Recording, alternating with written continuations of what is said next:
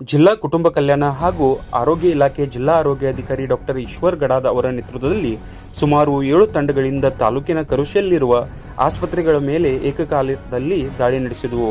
ಕರೋಶಿಯಲ್ಲಿ ಕೆಲವು ವೈದ್ಯರು ವೈದ್ಯಕೀಯ ಶಿಕ್ಷಣ ಹೊಂದಿಲ್ಲ ಮತ್ತು ರೋಗಿಗಳಿಗೆ ಹೈಡೋಸ್ ಔಷಧಿಗಳು ನೀಡುತ್ತಿದ್ದಾರೆ.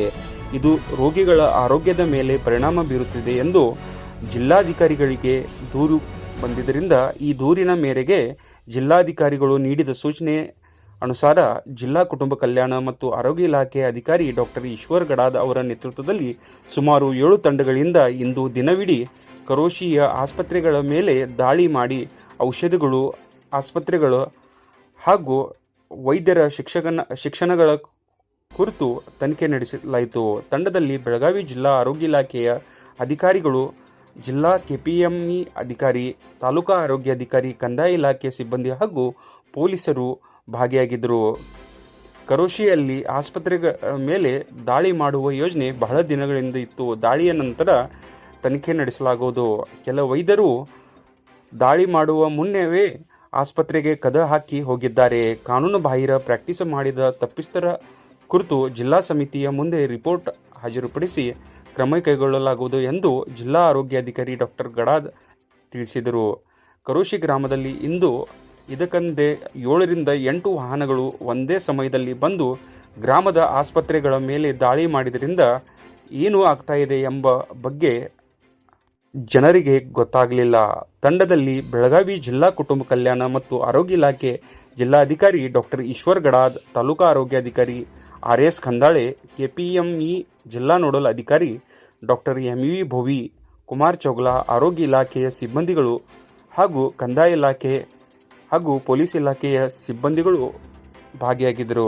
ಇದರಲ್ಲಿ ರೆಗ್ಯುಲರ್ ಇನ್ಸ್ಪೆಕ್ಷನ್ ಅದು ಇದು ಟಿಪ್ಪಣಿ ಸ್ವಲ್ಪ ಬಂದಿರ್ತಾವಲ್ಲ ನಮಗೂ ಕಡೆ ಬಂದಿದ್ರಾಗೆ ಕರೋಸಿಯನ್ನು ಸ್ವಲ್ಪ ಜಾಸ್ತಿ ಫೋಕಸ್ ಮಾಡಿಟ್ಕೊಂಡು ಟೀಮ್ ಮಾಡಿಕೊಂಡು ವಿಸಿಟ್ ಮಾಡಿದ್ವಿ. ಒಂದು 12 ದವಾಖಾನೆ ವಿಸಿಟ್ ಮಾಡಿದ್ವಿ. ಸ್ವಲ್ಪ ನಾವು ಬರ್ತಾ ಇರೋ ಚಿಂತನ ಕದ ಹಾಕೊಂಡು ಹೋಗ್ಬಿಟ್ಟಿದ್ವಿ. ಎಲ್ಲರೂ 4 ಜನದ್ದು ವಿಸಿಟ್ ಮಾಡಿದ್ವಿ. ಎಲ್ಲ ರಿಜಿಸ್ಟ್ರೇಷನ್ ಮಾಡ್ಕೊಂಡಿದ್ರು. ಸಣ್ಣ ಪುಟ್ಟ ರೇಟ್ಗಳು ಬೋರ್ಡದು ಎಲ್ಲ ಸರಿ ಮಾಡ್ಕೊಳ್ಳೋಕೆ ಹೇಳಿದ್ವಿ. ಸ್ವಲ್ಪ ಇನ್ನೂ ಒಂದು ಬೇರೆ ತಂಡದವರು ಕೆಲವೊಂದು ಮೇಜರ್ ನ್ಯೂನತೆಗಳು ಇದ್ದಾವೆ. ಅವನ್ನ ಪ್ರಿವೆನ್ಸ್ ಅಡ್ರೆಸಲ್ ಕಮಿಟಿಗೆ ತೊಗೊತೀವಿ. ಅಂಥದ್ದೇನು ವಿಶೇಷ ಅಂತ ಏನೇ ಮಾಡಿಲ್ಲ. ಹೌದು, ನಾವೊಂದು 5-6 ತಂಡ ಇದ್ವಿ. ಎಷ್ಟು ತಂಡ ಇದ್ವಿ ರೀ? ಒಂದು 6 ತಂಡ ಇದ್ವಿ. 12 ಜನ ವಿಸಿಟ್ ಮಾಡ್ತೀವಿ. ಕಂಪ್ಲೇಂಟ್ ಆಧರಿಸಿನೂ ಮಾಡ್ತೀವಿ. ಭಾಳ ದಿವಸದಿಂದ ಒಂದಿಷ್ಟು ಹಂಗೆ ಉಳ್ಕೊಂಡಿತ್ತು. ಇನ್ಸ್ಪೆಕ್ಷನ್ ಕರೋಸಿ ಮಾಡೋದಿತ್ತು.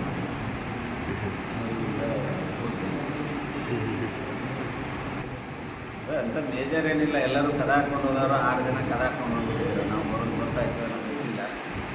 ಕದ ಹಾಕ್ಕೊಂಡು ಹೋಗಿದ್ರು. ಇಬ್ಬರು ಸಣ್ಣ ಪುಟ್ಟ ಬೋರ್ಡ್ ಹಾಕ್ಕೊಳ್ಳೋದು ಇವನ್ನೆಲ್ಲ ಇರಲಿಲ್ಲ. ಅವಕ್ಕೆಲ್ಲ ಹೇಳಿ ಬಂದಿದ್ದೀವಿ. ಅವಕ್ಕೆಲ್ಲ ಸರಿ ಮಾಡ್ಕೊಳ್ಳೋಕೆ ಹೇಳಿದ್ವಿ. ಮತ್ತು ಪ್ರಿವೆನ್ಸ್ ಅಡ್ರೆಸಲ್ ಕಮಿಟಿಗೆ ಅಂಥವು ಉಳಿದಂಥವು ಏನು ಹುಡುಗಿಗಳಾಗಿ ಏನು ಬರ್ತವೆ ನಾನು ಒಂದು 3 ಕಡೆ ನೋಡಿದೆ. ಅದರಲ್ಲಿ ಏನು ಮೆಜರ್ ಇರಲಿಲ್ಲ. ಬೋರ್ಡ್ ಇರಲಿಲ್ಲ.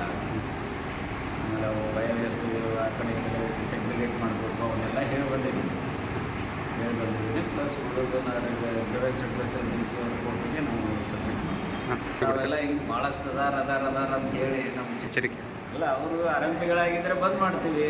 ಪ್ರಿವೆನ್ಸ್ ಅಡ್ರೆಸಲ್ DC ಅವ್ರ ಕೋರ್ಟಿಗೆ ಹೋಗ್ತೀವಿ. ಅವ್ರಿಗೆ DC ಅವರು ಇದರಲ್ಲಿ ಒಂದು ಜುಡಿಷಿಯರಿ ಕಮಿಟಿ ಇರ್ತದೆ. ಅಲ್ಲಿ ಸಾಕ್ಷ್ಯಾಧಾರಗಳನ್ನ ಅಲ್ಲಿ ನಾವು ಕೊಟ್ಟಿವಿ ಅಂತಂದ್ರೆ ಅವ್ರು ತಪ್ಪಿತಸ್ಥರಂದ್ರೆ ಅದರ ಪ್ರಕಾರ ಅವ್ರ ಮೇಲೆ ಕ್ರಮ ವಹಿಸ್ತಾರೆ.